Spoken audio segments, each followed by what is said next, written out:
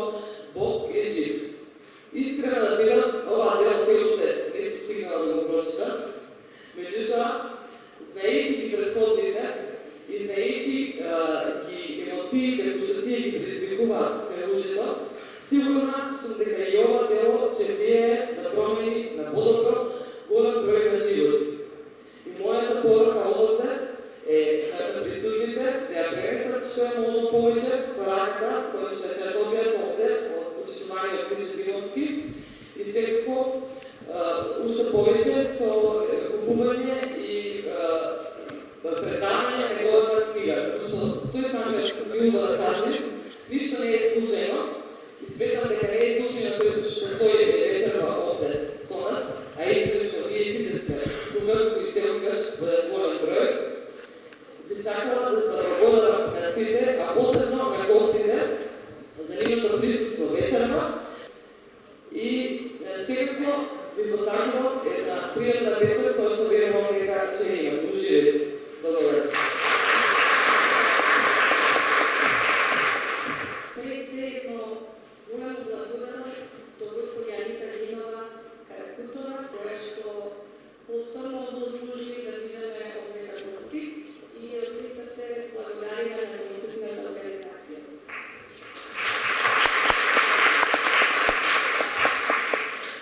Почитувани гости, драги читатели и пријатели, посебна чест и задоволство ми е да го представам авторот Мичо Димовски, кој вечерва ја одржува својата прва промоција на неговата најнова пета книга Бог е жив, токму во вашиот прилубав град Врадац. Воедно вечерно би сакала да ви го представам и нашиот гостин, соговорник и промотор на најновата книга на авторот, господинот Тодор Петров, председател на Светскиот македонски конгрес.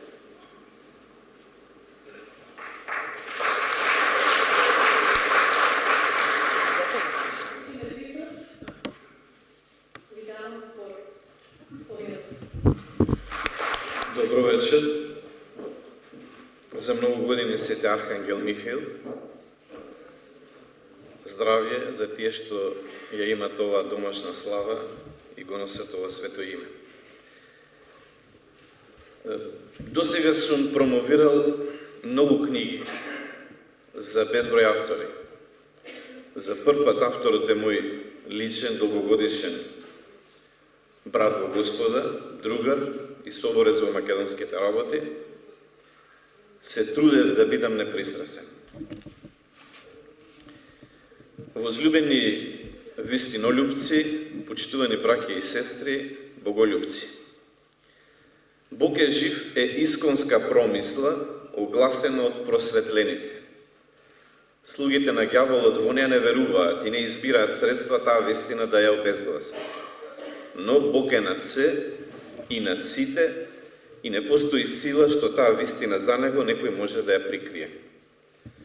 Имам чест пред вас да беседам за тој со кој сум бил, во кого не сум проникнал на начинот како што тој ја представува денес вистината за себе и од Бог преку него до нас сите заедно.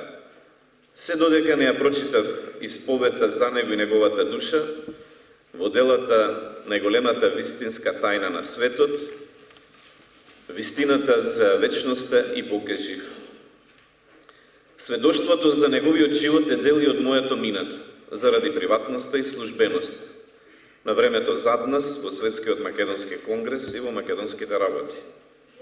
Откровение се обсервациите во споменатите три дела, во кои е вткаена и неговата автобиографија. Впрочем, самиот првото дело, најголемата вистинска тајна на светот, ја започнува. Цитирам: решив да ја победам смртта со живот и на мојот народ македонски да му ја пренесам големата тајна која Бог ја чувал во мене, завршен цитат.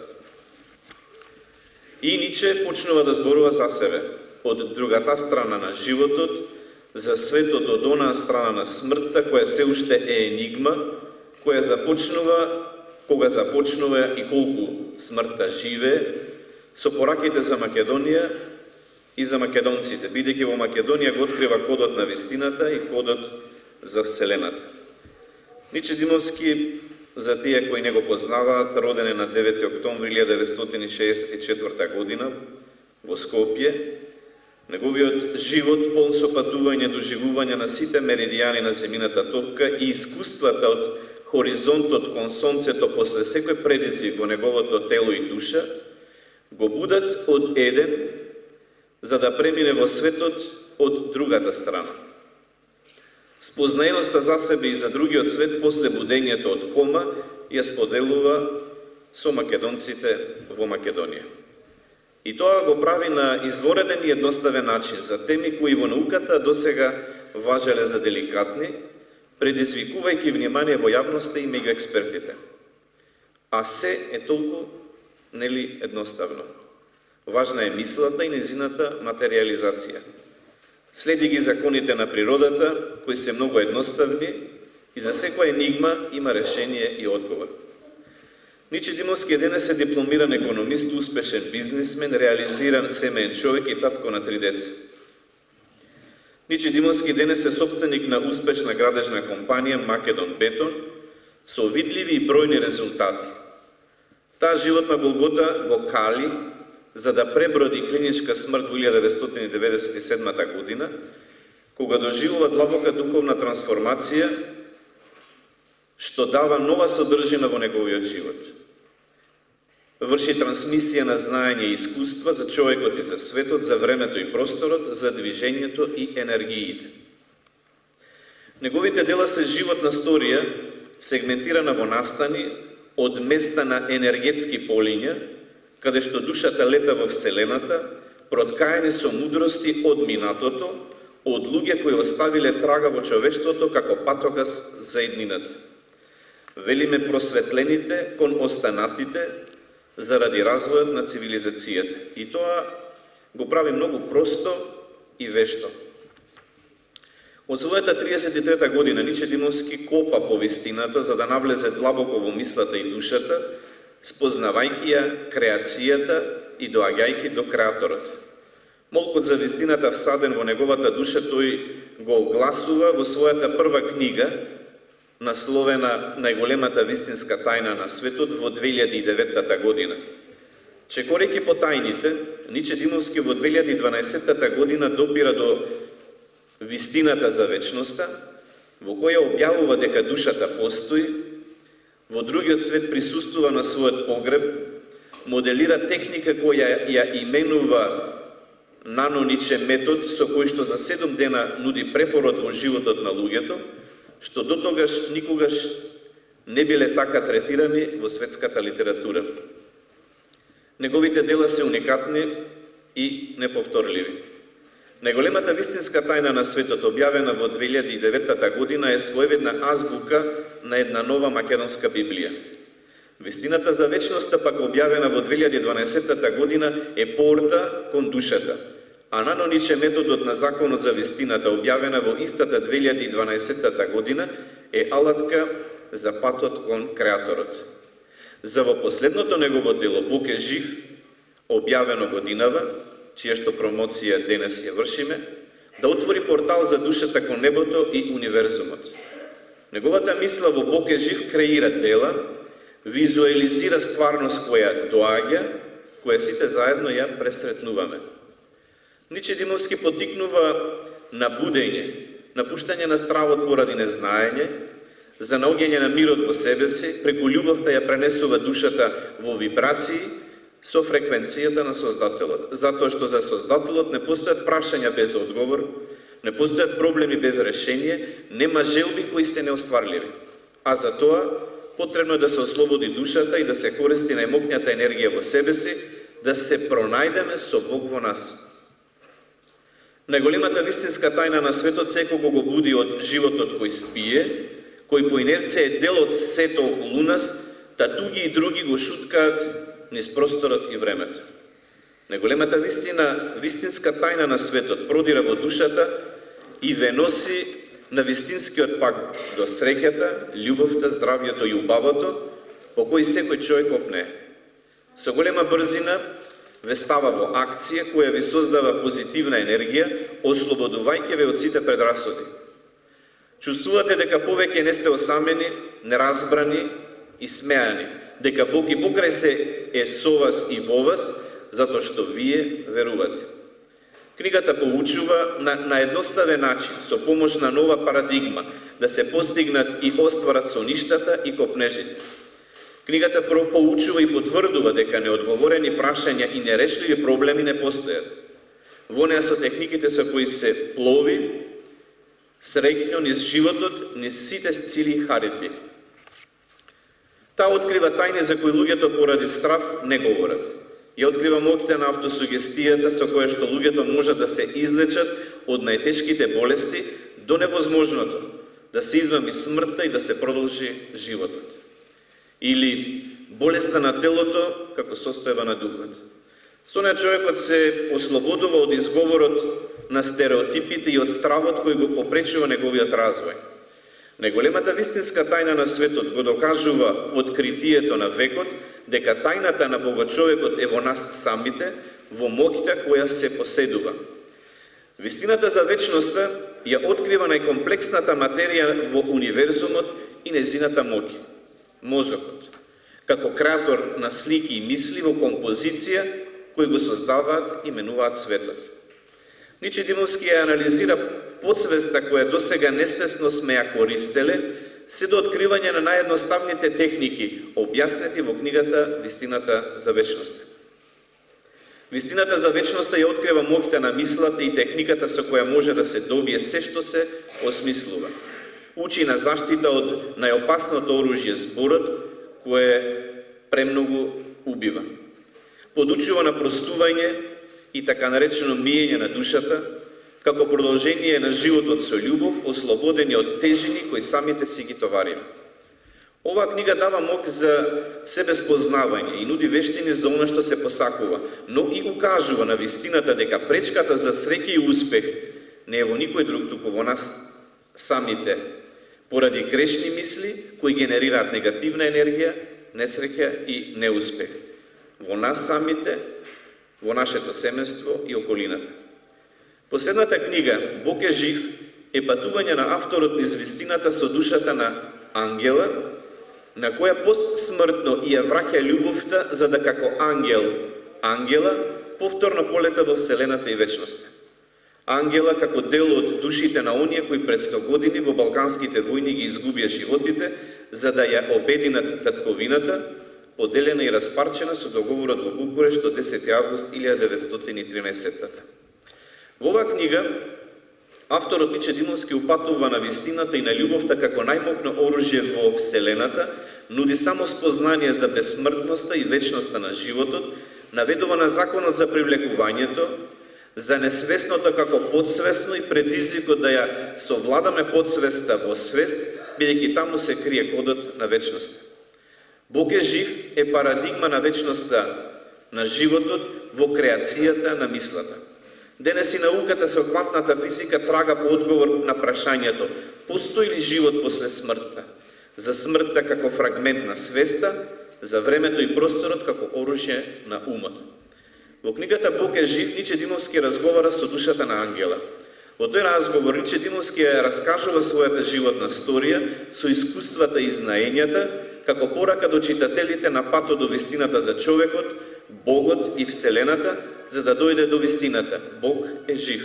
На крај, ќе го цитирам професорот Нестор Огинар, кој е воветничар на ова дело Бог е жив. Цитат: ако монументалното дело на ренесансниот поет Данте Алигиери, Божествената комедија, не подучува како да ја спасиме душата од темните сенки на чистилиштето и пеколот, за да стигнеме до рајот, ако германскиот филозоф Фридрих Ниче тврди дека нема рај, затоа што Бог е мртов, тогаш македонскиот хуманист и визионер, отелотворен во скромната личност на Ниче Димовски, Македон не учи дека рајот е тука во нас, тука со нас, во нашиот ум, во нашиот дух, во нашето срце, во мигот во кој живееме, во нашава Македонија, за чие спасение мора да работиме сите заедно и безпрегорно, затоа што ако ја спасиме Македонија, ќе го спасиме и светот, а тоа Бог од сите нас го очекува. Завршен цитат. Ви благодарам на вниманието и му посакувам здраве и живот на авторот Ниче Димовски, да ја збогатува својата мисија со дела, со кои заедно ќе патуваме на патот до вечноста, по напуштањето на душата од телото. Амин.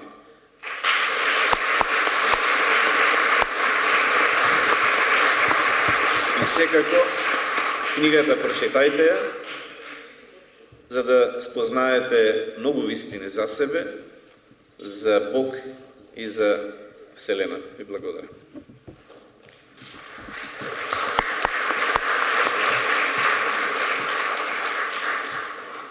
Благодарам за прекрасните зборови на председателот на Светскиот македонски конгрес, господинот Тодор Петров. Ви благодарам што вечерва сте во толка број овде и покрај тоа што вечерва е празник Свети Архангел Михаел, да честитам на сите оние кои им е празник вечерва и чекаат своите гости. Со многу љубов доаѓам овде кај вас, бидејќи знам дека и вие со љубов доаѓате за да го слушнете она што сакам да ви го пренесам. Не сум овде за да ве подучувам, туку да ве поттикнам да ги откриете убавините кои се во вас самите. Она што јас го знам, вие сите го знаете. Кога ќе ги прочитате моите дела, само ќе се подсетите и ќе кажете, ова се и јас го знам. И навистина ние го знаеме. Со илјадници години носиме информации, но во еден момент, кога некој ќе не подсети, тогаш си велиме ова е како дежаву веќе видено.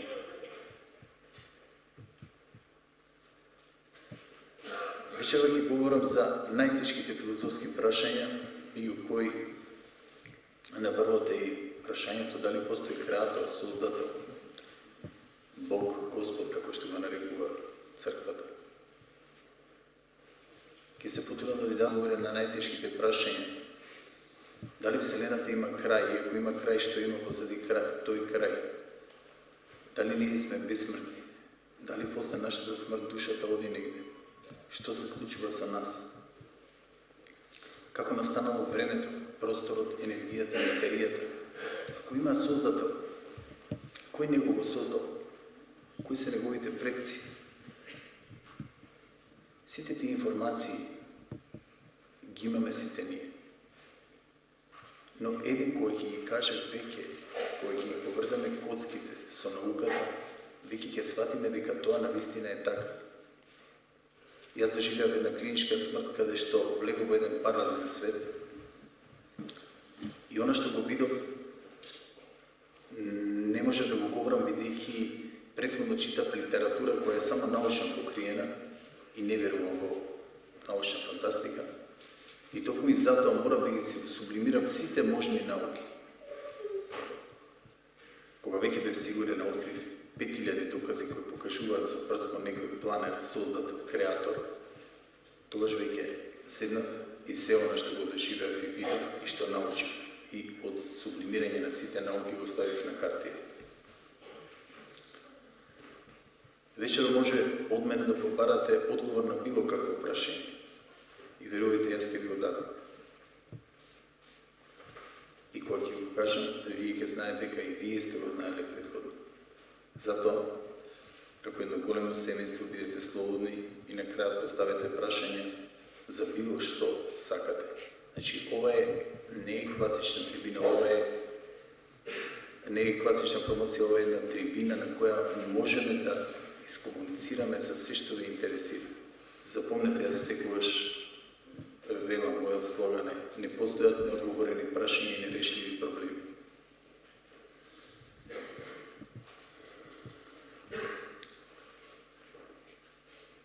За оние кои можеби ќе ја напуштат салата, само да ве известам дека сите библиотеки во Македонија имаат добиено од моите книги, по неколку примерка од сите книги, и доколку некој не е во можност да ги купи, нека појде во библиотека и не ги прочита. Со многу љубов ви сугерирам да ги прочитате, бидејќи тие ќе ви го променат животот. Само за 7 дена може да промените животот на многу едноставен начин. Зошто е тоа така?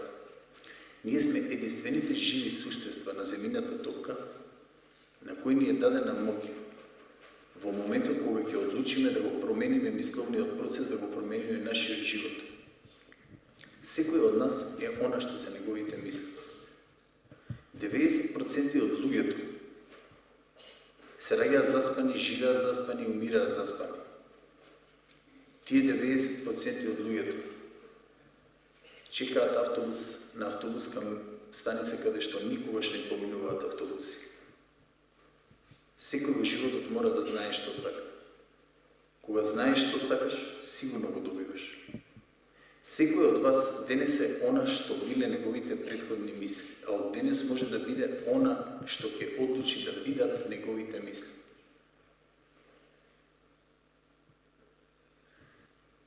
Тоа докажува дека мислата е најмокното нешто во универзумот. Иако постои создател креатор, значи морало пред него да постои мисла, за да ја создаде таа енергија и материја, време и простор. Ние размислуваме во слики. Што и да ви кажам, една буква сега го изговорам, кај вас во умот излигува слика и вие го гледате тоа. И вие го слушате оно што јас го звучувам. Умот е најтемното место и најтивкото место. Но замислите, каква перцепција, се ова што го гледаме, во моментов и го слушаме, ние го осознаваме преку нашите предсетила.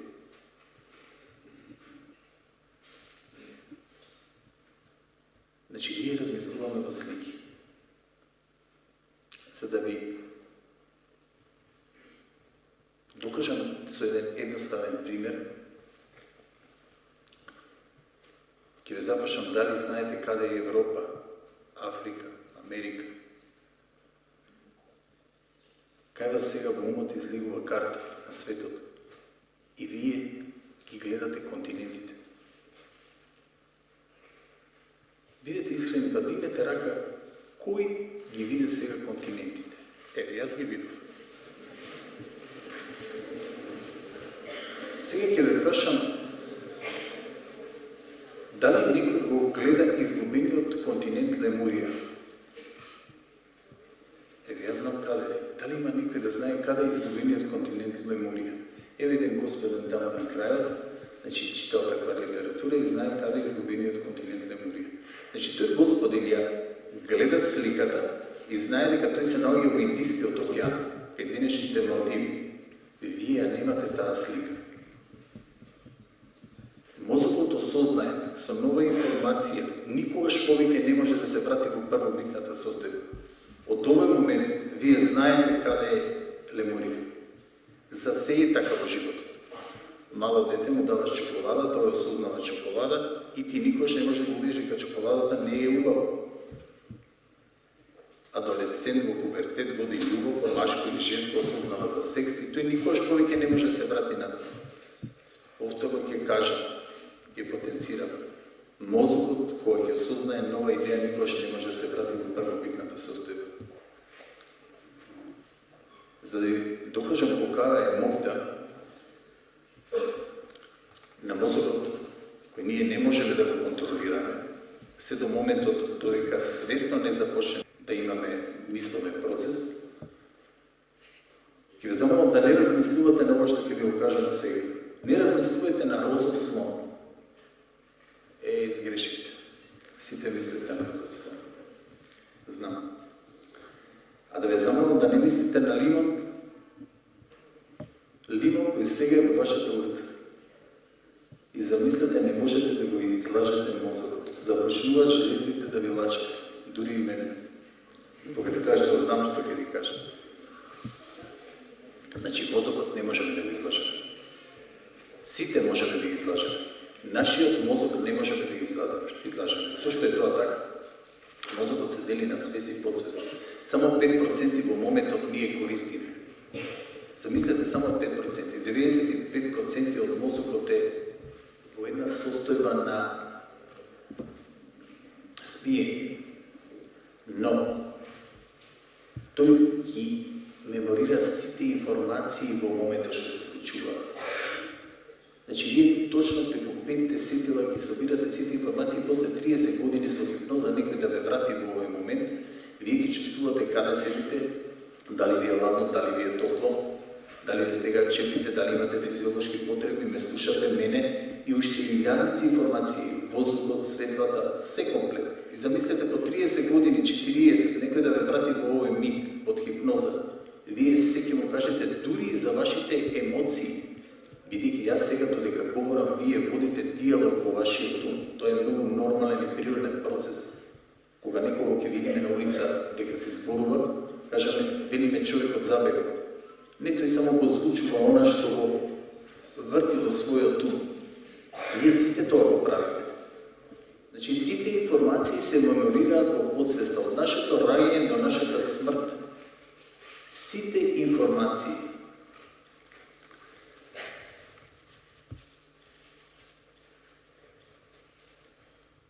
Зашто е тоа така? Бидејќи мозокот е најкомплексната структура во универзумот. Замислете, на нашите рамења го носиме најсовршениот биокомпјутер. Колку искрено ви кажам да може да ми зиднете во душата, бидејќи толку морав науки да субливирам, за да имам храброст за ова да ви го кажам. Значи, најкомплексната структура во универзумот, кој го носиме на нашите рамења, е мозокот. Комплексна структура од 100 милиарди клетки, поврзани со 25 до 30 милиарди неврони, синапси, во кои се содржани милиарди протеински молекули. И само во една од тие клетки има капацитет да собере 5 најголеми енциклопедии, да речеме 5 енциклопедии британики. А имаме 100 милиарди. И нема некој да ми каже дека не може да запомни. Значи, се помниме, сите информации ги имаме во нас. Но треба да научиме како ќе се сетиме на тоа. Капацитетот на човечкиот мозок во текот на животот го користиме само 1%. Независно од она што ви велам 5% е свест, 95%. Значи, само 1%. Замислите на нашата моќ. Кога би имало некој да ни каже како тоа да го користиме, да го правиме, значи ќе добиеме се што ќе посакаме во животот. Ограничувања не постојат за човечкиот мозок. Значи, на секој од нас му е дадено физичко тело и една комплексна структура мозок, со која ние можеме да повикаме и да добиеме се што ќе посакаме на сите полиња. Бидејќи секој од вас е неповторлив. Стотици милиарди луѓе се родиле на земјината толка и умреле, но никој не може да се роди да биде како вас. Со исто физичко тело, со исти мисли, со исти отисок на прст, со иста боја на глас, со ларинг, со очен отисок и многу други работи да не ви набројувам. Значи, секој од вас е уникатен. Но што правиме ние? Ние гледаме што другите имаат. И секогаш чувствуваме дека нешто постојано ни недостасува. Ние не гледаме што ние имаме. Ние сме уникатни. Да ги оставиме другите, кој што сака нека има. Крајната цел на човечкиот живот е целосно психофизичко исполнување. Највозвишена цел е да се осмислува не само својот живот, туку и животот на својот народ. Всушност и затоа јас ги напишав моите книги. Првата кога ја дадов во Америка да излезе, еве овде. 90 дена ме молеа за да ја објават, тешко е да се издаде книга во Америка, потоа ми дадоваше 30 дена, за втората не им ја дадов, бидејќи во посветата пишува. Книгата посветувам на македонскиот народ кој бработејски ги издржа маките за да го осознае она што го носам. Всушност, книгава не е моја, таму припаѓа на македонскиот народ. Јас не можам да дадам нешто што не е моја, бидејќи јас сум дел од овој народ.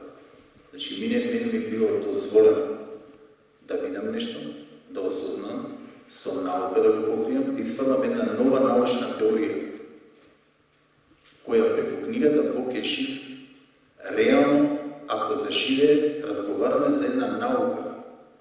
Бидејќи во книгата Бог е жив, ја носам идејата за следните 10 години што ќе се случува во Македонија. Никој не може да ја напише идејата. Тоа е најголема глупост. Некој да ви каже дека ќе ја напишеш, дури не Нострадамус. Што значи овде се работи за едно програмирање. Носаме една техника со која ние можеме да ја напишеме и винаги да протнеме во матрисот и да се случува токму она што е напишано. Ако тоа се реализира, значи разговараме за една нова научна теорија која има можност да стане наука. Но за тоа се збориме по некоја година. Веќе многу од работите почна да се реализираат.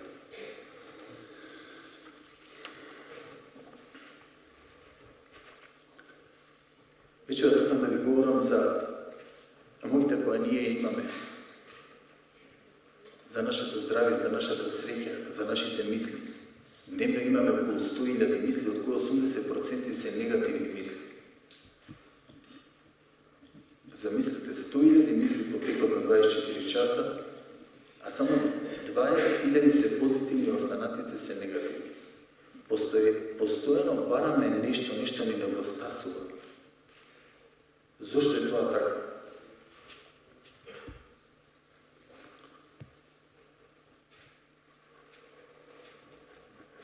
Премногу време и енергија трошимо на работите кои не се значени. Никој ќе не обездичи, ќе не навреди, ќе не удри, ќе ни каже лош збор. И ние со години можеме да го мислиме, да размислуваме за него и да го носиме на грбот. Тоа е исто како да сте качили леш на грбот и да го носите. Со него любовате, со него станувате, со него јадете, со него пиете, со него водите љубов, го носите на забави, бидејќи на секој 5 минути, 1 час, 2 часа, 3 часа помислувате на него. Значи, огромна енергија и време трошите за непријателот кој не го сакате. Толку време не трошиме за нашите најмили, најсакани. А всушност, најголемата моќ во нас, во човечките суштества, е моќта на љубовта. Се што добиваме по два основи. По основ на страв и по основ на љубов. Се до овој момент, секој од нас во салава, се што добил по основ на страв и по основ на љубов. Кога се плашиме, ние создаваме слики. Она што ви го кажа. Колку повеќе лоши слики создаваме, толку е нашата вибрација поблиска до она што треба да се случи. Со тоа правиме линк со Вселената. И ние го привлекуваме тоа. Исто така со љубов кога нешто сакаме. Било што, дали да најдеме работа или животен сопатник, или да завршиме универзитет. Значи, кога ќе се приближиме со љубов кон било која работа, ние тоа го реализираме. Најмокрото нешто во универзумот е љубовта. Се што сакаме да добиеме, можеме да добиеме со љубов.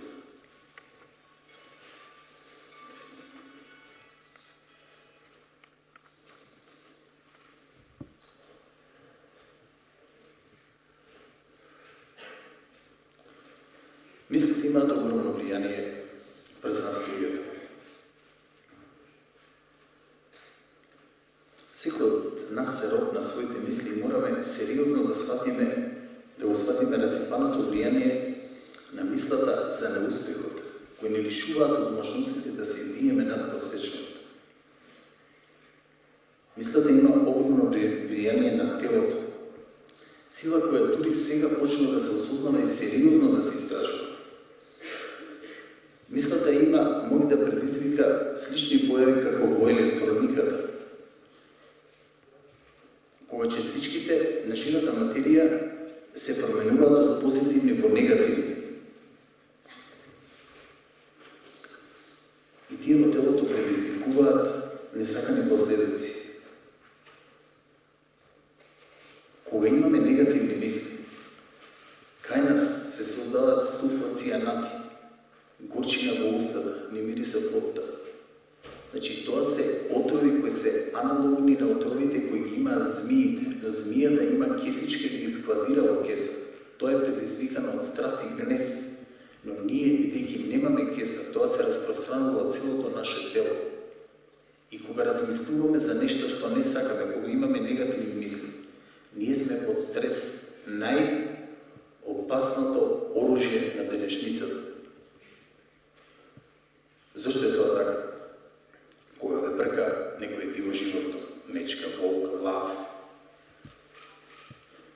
Значи, ви рипа адреналинот и крвта од внатрешните органи оди во мускулите и вие имате невидена сила за да избегате и да се спасите. Дури може да се борите со тој живот. Нешто слично се случува ако постојано сте под стрес и со негативни мисли. Ја крадете енергијата од клетките, крвта, и таа е испратена во мускулите и со тоа ги ослабнувате органите. Со самото ослабнување на органите, значи, вие правите пореметување на целиот организам.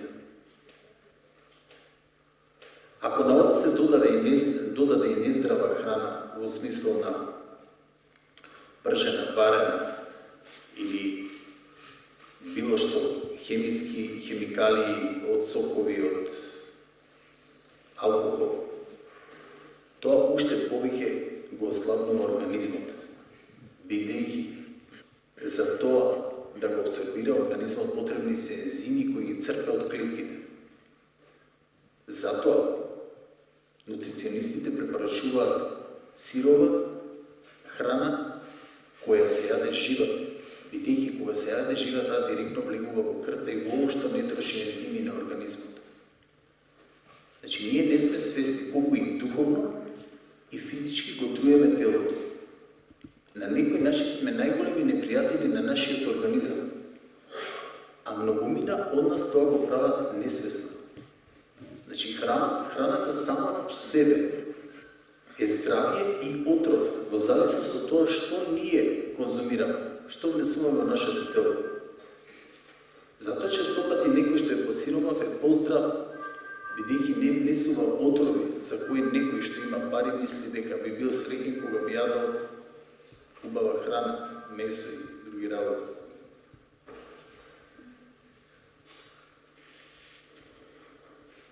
Во Македонија секоја 18 минута умира по еден човек кој се храни нездраво со духовна и физичка храна. За физичката храна е потврдена. Јас се спомнувам и духовната. Зашто е тоа така? Бидејќи 80% од болестите се иницираат на психосоматска основа, преку сугестија. Ако започнете нешто да си вртите во вашата глава и преку диалогот ваш, значи тоа ќе ви се случи. Сугестијата е најопасна работа доколку ја прифатите како автосугестија и вие постојано размислувате на нешто што не сакате да ви се случи. И тогаш, како што ви кажа, преку стравот го повикувате точно она што не сакате да ви се случи. За да ги промените мислите и да осмените мисловниот процес спротивно на тоа, треба да започнете да размислувате на нешто убаво што ве прави среќни. Многу луѓе кога се во депресија треба да пробаат на многу едноставен начин кој го објаснувам во книгите, она што јас го применив додека бев во последните мигови на предсмртна состојба. Значи, да земат и да напишат 10 работи кои ги прават среќни и ќе видите во мигот, кога ќе ги прочитате тие работи и додека ги пишувате, веќе се случува нешто во вашиот организам, добивате полетос и среќа. Зошто е така? Поради тоа што ви кажа, размислуваме во слики. И вие истиот миг го доживувате како кога сте го доживеале, бидејќи мозокот живее во сегашно време. Најлесно може да се лаже, значи, мозокот, подсвеста. Он е 95%. Тој е супер интелигентен идиот во секој од нас, кој најлесно се лаже, бидејќи за него нема минато и нема иднина. Тој секоја живее во сегашно време. И сега во мигот, осетите се само некој среќен момент и да видите како ќе ви се смени самата вибрација во вашето тело. И постојано е тоа така. За да ги осознам тие едноставни работи, мора да се случам со смртта. После 7 дена, кога ги отворив очите после клиничка смрт, после мојата клиничка смрт, кома, во кој бев 7 дена во кома, го гледав сонцето кое заоѓаше од мојата десна страна и си велев сите пари на светот да ги имам утрешниот ден, нема да можам да го купам. А имам доволно пари и се велам, секогаш се надевам дека ќе живеам, но никогаш не живеев. Џабе ми се парите, сега умирам и се тоа остана. А работев по 17 часа.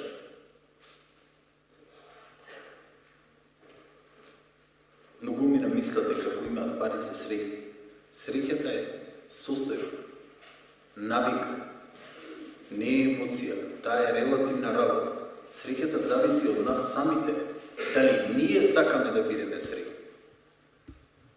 Ако го промениме нашиот мисловен процес, тогаш би биле среќни и ќе помогнеме на сите околу нас, бидејќи среќата е заразна како инфекција.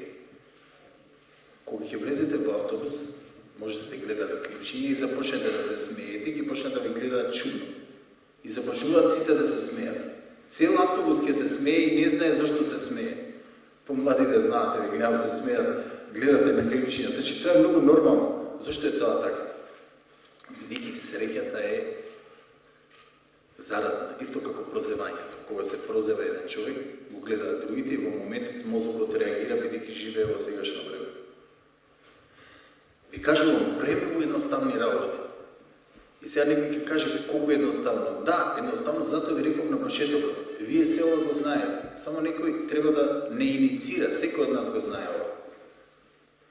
Мене ми се случи тоа што ми се случи, за да почнам, значи да истражувам и толку години да потрошам за една наука која е премногу едноставна, а која никој до сега не ја дефинирал. На почетокот тоа беше, се викаше нанодиалетика, како излезе книгата во Америка, тие побара да се оди со нешто пооригинално и се формираше една кованица од наноничен метод. Тоа значи поврзување на истородни клетки, поточно мисли, кои се причина за создавање на точно одредена последица. Значи, кога се фокусирате на една мисла, вие го добивате тоа што е првата креативна мисла. Зошто е тоа така? Додека јас сега ви говорам, вие водите диалог во вашите умови и на секој 4 секунди ви се менува мислата. Несвесно, значи ние немаме контрол. Во моментот, тој систем совршен направен, тој создател, креатор, во моментот, кога вие свесно ќе одлучите да ја задржите мислата, почнувате да се концентрирате на една одредена работа, причина, дали тоа е да создадете нешто или да формирате едно креативно јадро. Во клетката кај што имате информациите за одредена работа. Таа бара во соседните клетки слични информации и со синапсите, со врските се поврзува и започнува да од таа креативна мисла да формира креативно јадро. Тоа креативно јадро после 16 секунди започнува да расне и ви доаѓаат стотици нови идеи кои си велите, не ми текна во моментот, гледај сега ми текнува. Нели, кога говориме, си велиш како не ми текна тоа да го кажам. Тоа е многу нормален процес. Но кога се фокусирате на нешто, ги собира сите информации од тие 100 милиарди клетки. Секаде кај што има истородна информација и започнува тоа креативно јадро. И тоа е причината што јас ви велам, значи наноничен метод, поврзување на истородни мисли кои се причина за создавање на точно одредена последица. Спротивно на науката, прво ја гледате последицата, а таа ги создава причини, за да привлечете одредени луѓе, настани случувања за да ви се случи токму тоа. Што ви говорам со ова? Например, сакате да купите нов автомобил, немате пари. Не значи дека нема да го имате автомобилот ако вие не се фокусирате на тоа. Но не со сила, бидејќи мозокот тогаш прави блокада.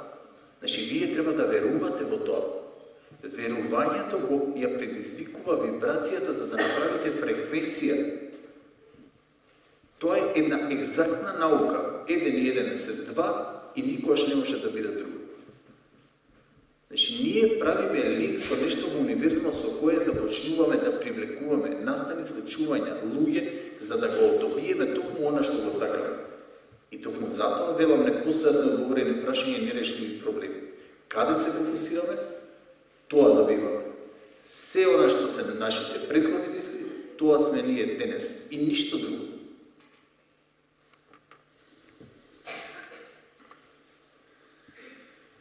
Зошто е тоа така да ние создаваме вибрација во нашето тело и правиме линк фреквенција? Бидејќи ние сме 80 до 85% во зависност од возраста вода.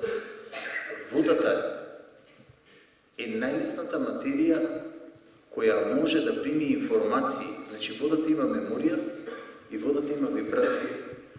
Науката не може да го измери, но некои научници велат 2 милиарди вибрации во секунда во молекула. Тоа значи дека ние сме вибрациони суштества. Она што вие го чувствувате во еден момент, може да смени вашето расположение. Ако сега само ја колутнам, а претходно не ви кажам, значи во моментот добивате стрес, значи тоа го чувствува вашето тело.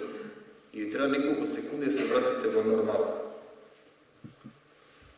Тоа е поради информациите кои доаѓаат преку вашите сетила, кои го чувствува мозокот и го чувствува вашата вибрација од вода. Кога се фокусирате на одредена работа,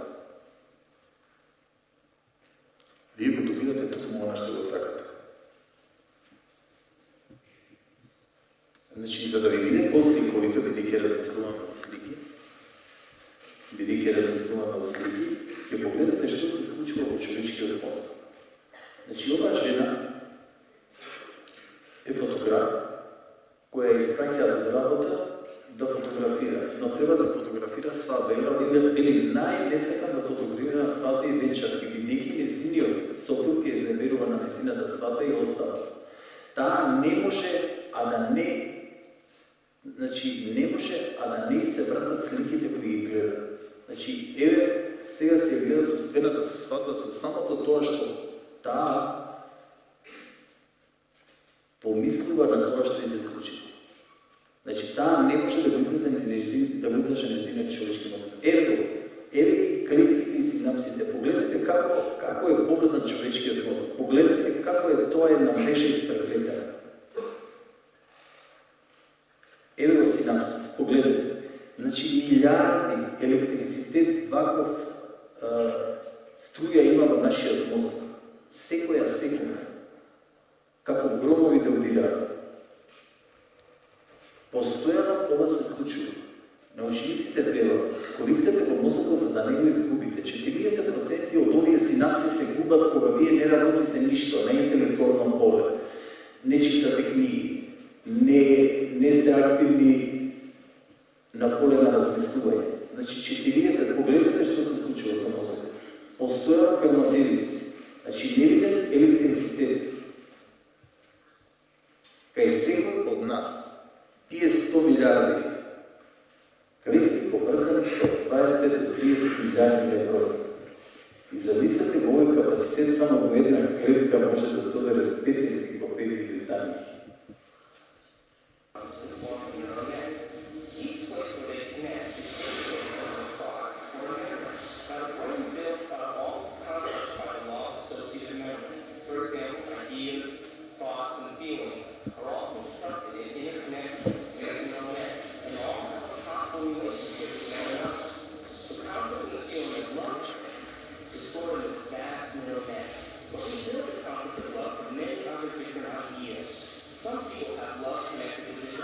Гледате со која брзина одат информации, значи во секунда кога нешто ќе размислиш.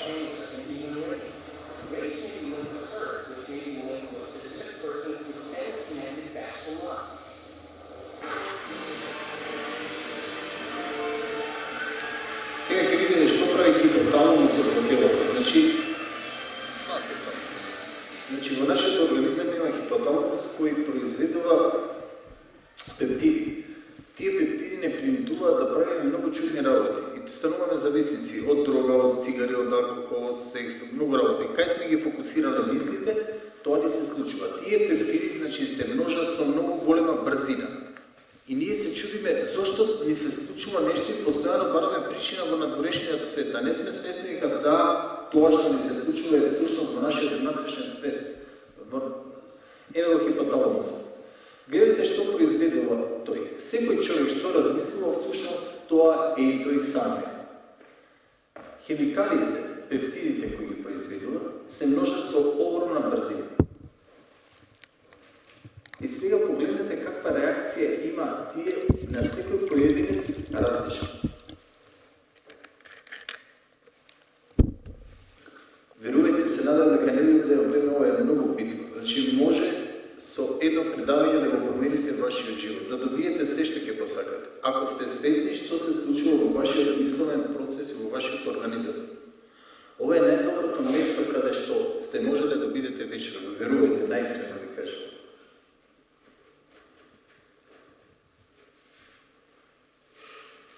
Погледнете сега што му се случува на човекот. Во секунда реагираат пептидите. И него му се множат. Види, тој е фокусиран на тоа, неговите мисли се фокусирани.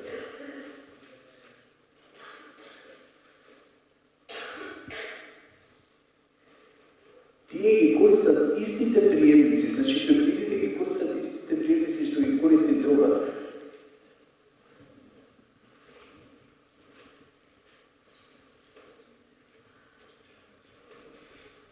Еве како се поврзува. И таа зема информации.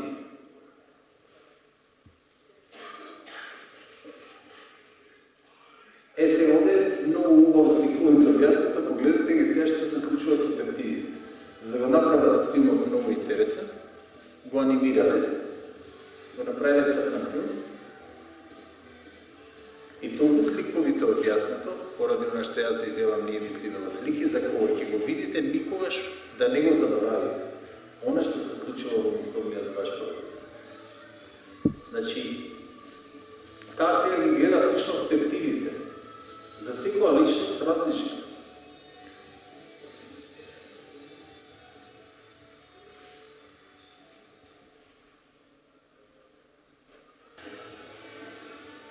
Значи, се е тоа хемиска реакција во тоа.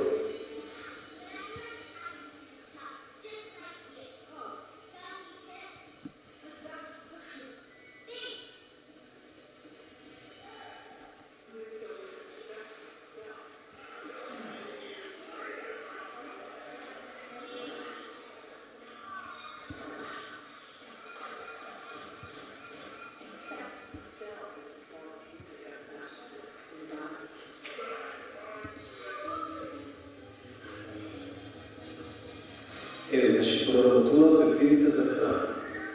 Значи, нема контрола. Нешто внатре го тера да јаде. Он свесен дека не тера да јаде. Но не може. Значи, пептидите бараат храна. Значи, тоа чувство предизвикува размножување на пептидите и веќе станува зависни.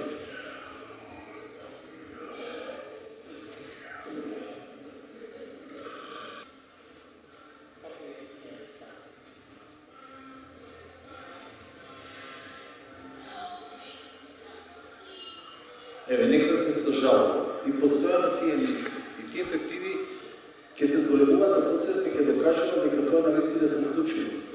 И ние процесите се задолжени да ти го докажува твоето верување. И ти ако веруваш дека се несеки, ќе бидеш несеки.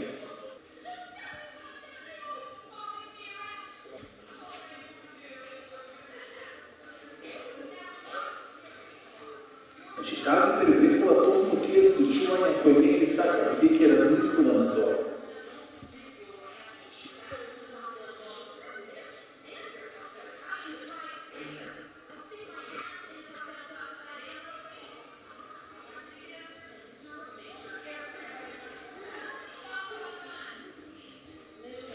Значи, кој сака да командува, кој е лош, тие пептиди се множат и тој го прави тоа несвесно.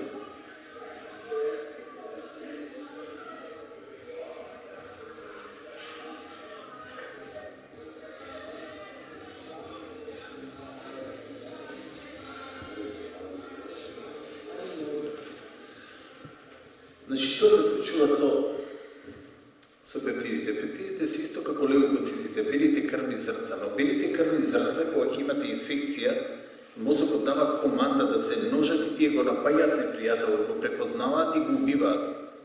Но пептидите не го познаваат непријателот. Тие потполно исто реагираат на добри мисли и на лоши мисли. Значи, подсвеста наша, мозокот, не е интересира што ние размислуваме. Таа вели, ти си врховен командант. Што размислуваш, тоа ќе ти дадам.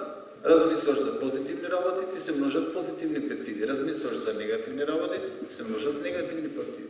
Значи, токму затоа велам, ние сме само она што се нашите мисли и никогаш не смееме да обвинуваме друг за она нас што ни се случува. Само простакот ги обвинува другите, благородниот човек се обвинува себе си. Значи, ние сме нашата перцепција, во другите го гледаме она што нас не се случува во нашиот систем на размислување. И токму тоа го приметуваме. Имав уште еден мал дел за да пуштиме само со водата, мислам, што се случува во организмот.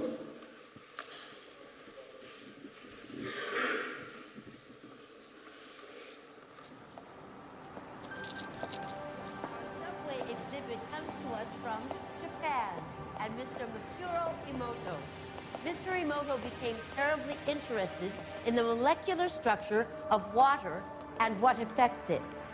Now, water is the most receptive of the 4 elements.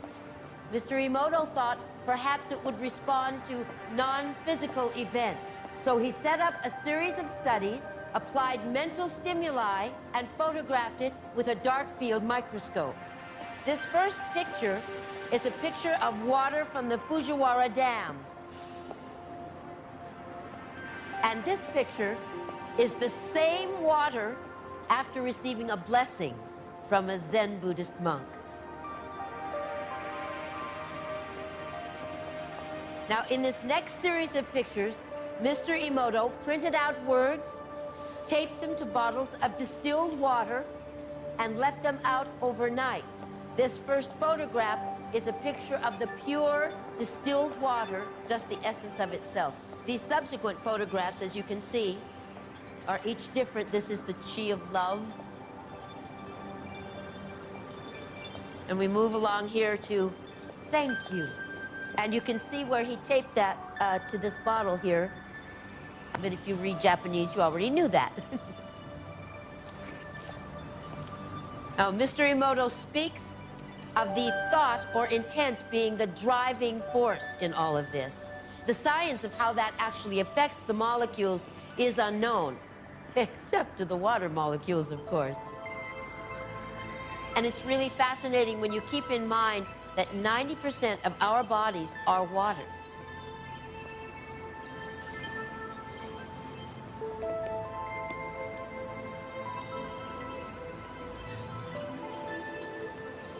Makes you wonder, doesn't it? If thoughts can do that to water, imagine what our thoughts can do to us.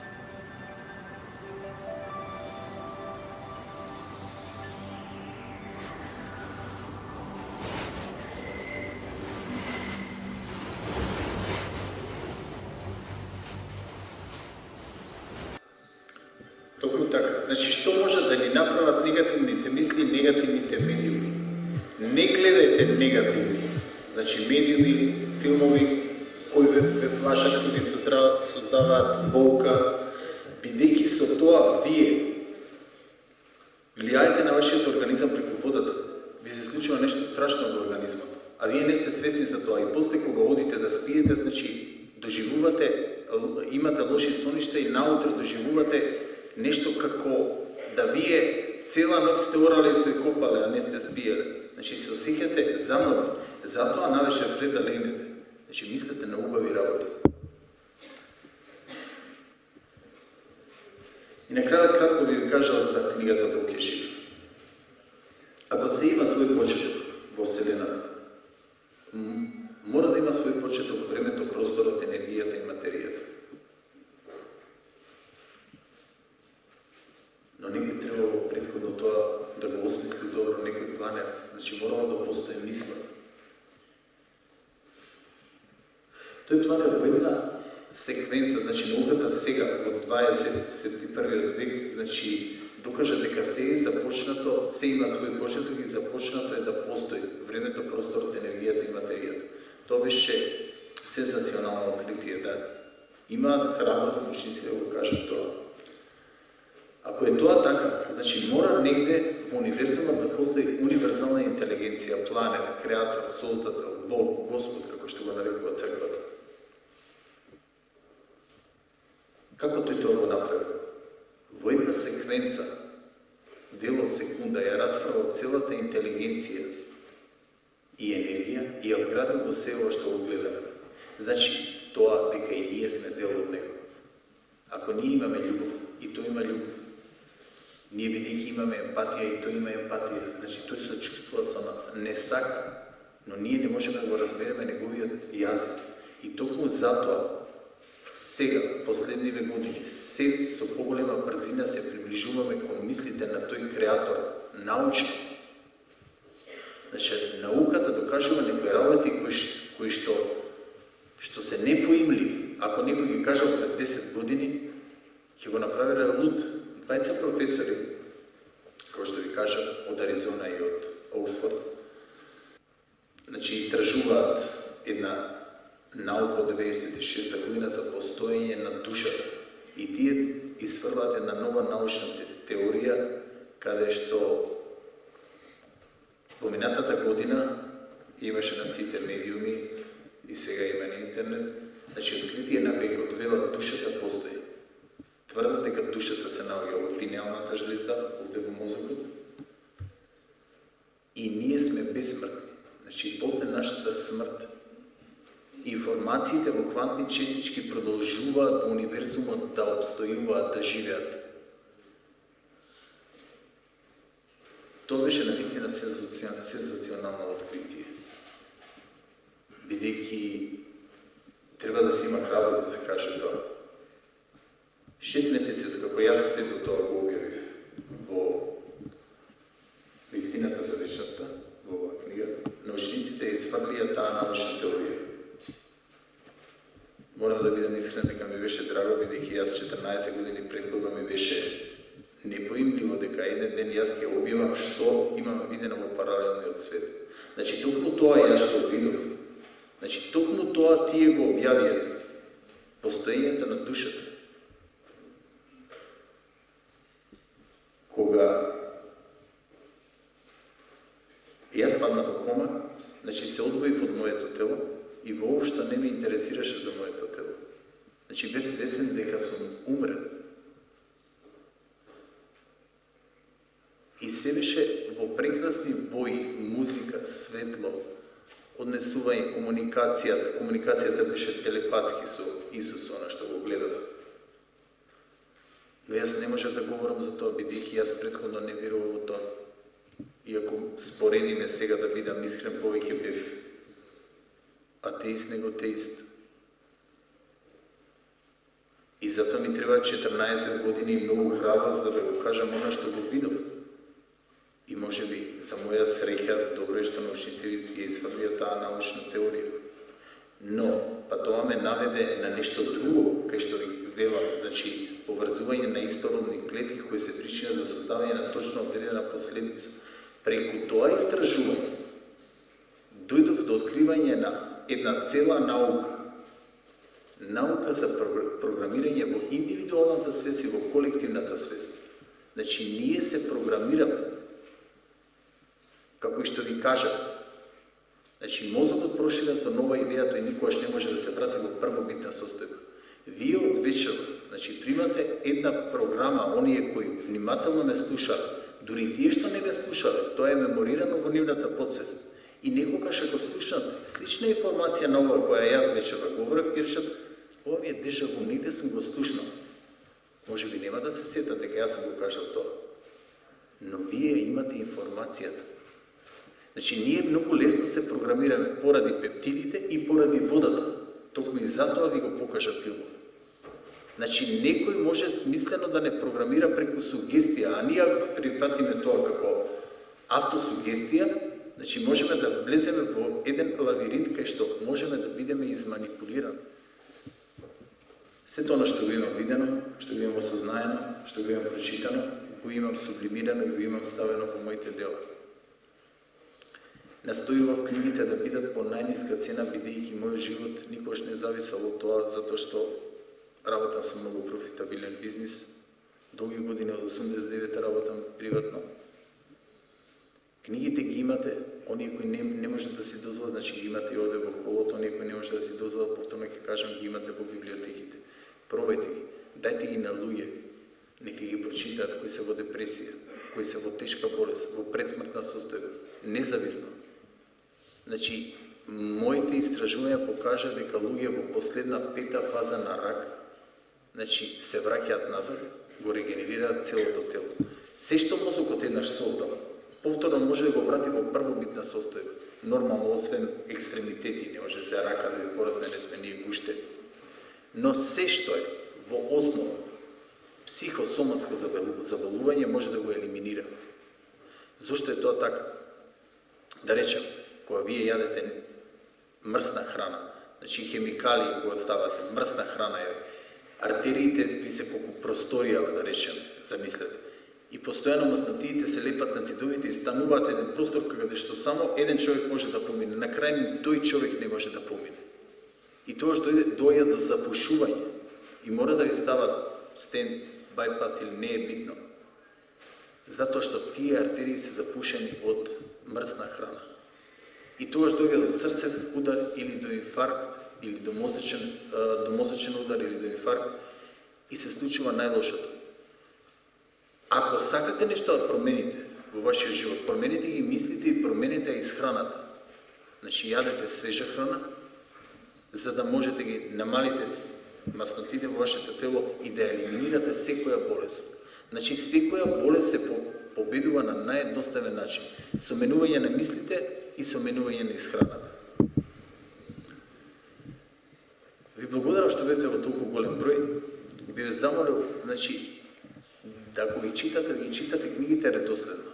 Прочитайте прво најголемата вистинска тајна на светот, потоа вистината за вечноста и во ниеден случај, оние што не ги прочитале, да не ја читаат Бог е жив, бидејќи таму имам напомена. Велам добронамерно ви сугерирам, доколку не сте ги прочитале, немојте да започнувате да ја читате, бидејќи ги влезете во еден непожелан лавиринт, од кој со големи потешкоти и можеби и би излегле, но со одредени последици. Значи, не случайно го велам, бидејќи тоа е трилогија кој има континуитет. Многу ќе ми биде драго, многу имаме луѓе посети на Facebook, цел тим го води тоа, што кажуваат дека животот им се сменил и се излечиле од многу тешки болести. Значи, јас не барам ништо. И јас само ви кажувам, до вечерва мислев јас како да дојдам тука и да ви го кажам ова. Од вечерва мислете му ја вие. Јас се ви кажам. Немам што повеќе да ви кажам.